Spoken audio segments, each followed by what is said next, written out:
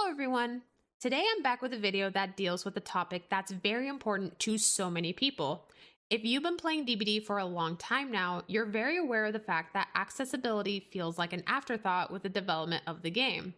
In the last year, however, I do want to credit the devs for making some good changes to address motion sickness, such as the FOV slider addition and the visual changes to clown bottles. But there's a long way to go, and today I want to focus on the topic of color blindness. Actually, let's just be blunt and straight to the point. This game feels incredibly awful to play if you are someone who is colorblind. In fact, every person that I've talked to who is colorblind relies on some third-party software just to be able to play the game. Map color design is just atrocious and needs some serious improvement. Not to mention, the colorblind mode that comes with the game does not help. But I really don't think I'd be able to get my point across to the developers with just words. So, thanks to the help of my friend Alranican, whose link I will put in the description, I'm actually able to show you guys what Dead by Daylight looks like in the eyes of different colorblind people with reshade filters, and I'll also be using appropriate colorblind modes to show how little it does. There are three primary color blindnesses: deuteranopia, protanopia, and tritanopia.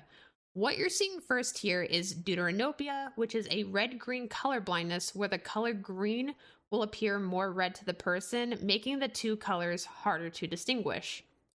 Notice how dull maps look and how everything pretty much looks the same. This is because a lot of maps are colorized with basically one singular color.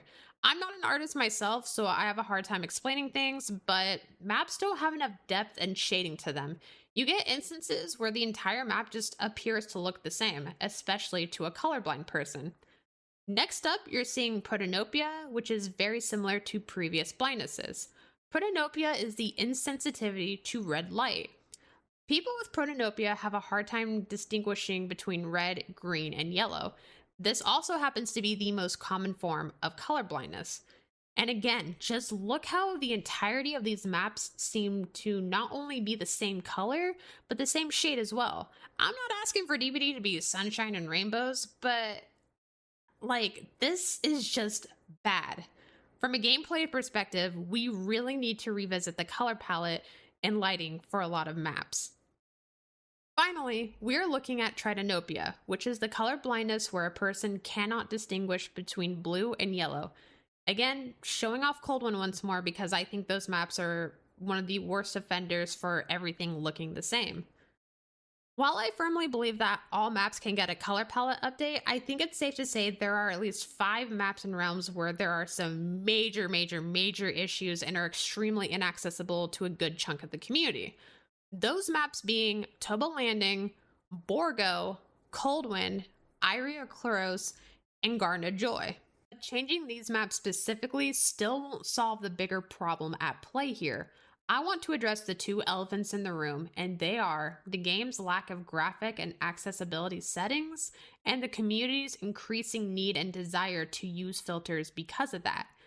I understand that there is a long drawn out and frankly tiring debate on the use of reshade or NVIDIA filters, and I'm not going to sit here and argue with a brick wall of people who think using these softwares is cheating because, spoiler, it's not. But instead, I'm going to talk about why people use things like reshade, and that's because people are making filters that make the game genuinely look better. Dead by Daylight just doesn't look as good without filters. As a content creator, it's always in my best interest to have my game look really good and vibrant to retain viewers. And as for the colorblind community, filters are needed to make maps actually playable. But reshade wouldn't feel close to a necessity to some people if Dead by Daylight had proper graphic settings as well as more accessibility features to assist with colorblind folks. I'm literally showing you guys right now how the colorblind mode fundamentally does nothing to help. The advantageous part of reshade is being able to make maps brighter, or in Coldwind and Irie's case, darker, with better contrast, isolating and changing colors, and making important colors and shade more vibrant. This is why some individuals like to refer to using filters as cheating. And again, it's not cheating. Filter usage is common across way more competitive games than Dead by Daylight.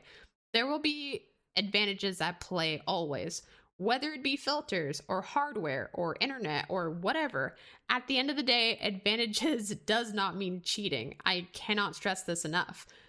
But instead of us getting mad at people for using filters and getting into this whole debate over and over again, why aren't we frustrated with the devs for not implementing real graphics settings?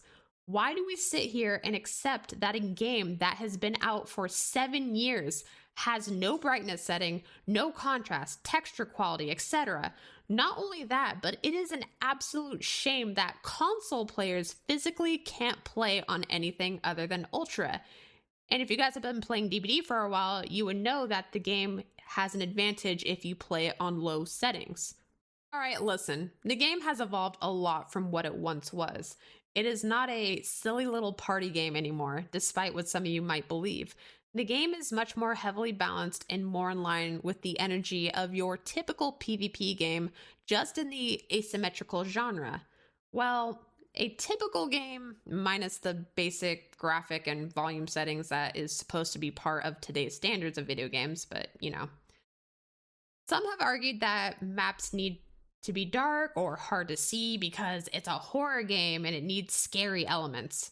Okay, listen, this game isn't scary for anyone who regularly plays past 100 hours.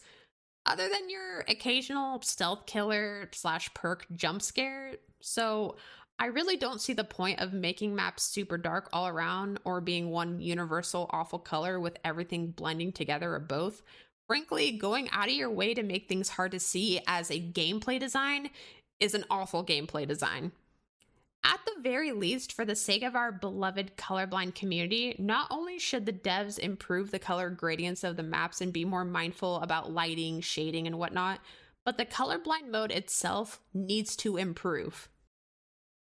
Additionally, I genuinely think there needs to be a setting in accessibility where you have the option to change the color of the red stain, scratch mark, and auras with a color wheel.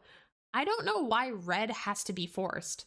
And I did do some research into the engine that DBD is built upon, and something like this is extremely possible to do. Alright, I'm at the end of my rant, you guys, but I don't want to let this issue go. I really want to advocate for some kind of change because I know it is so important to so many people in the community. And not to mention, there is more colorblind people in the community than you think. So I will be raising awareness with me and a couple of other content creators. We will be doing streams where we play out some games with these colorblind filters on.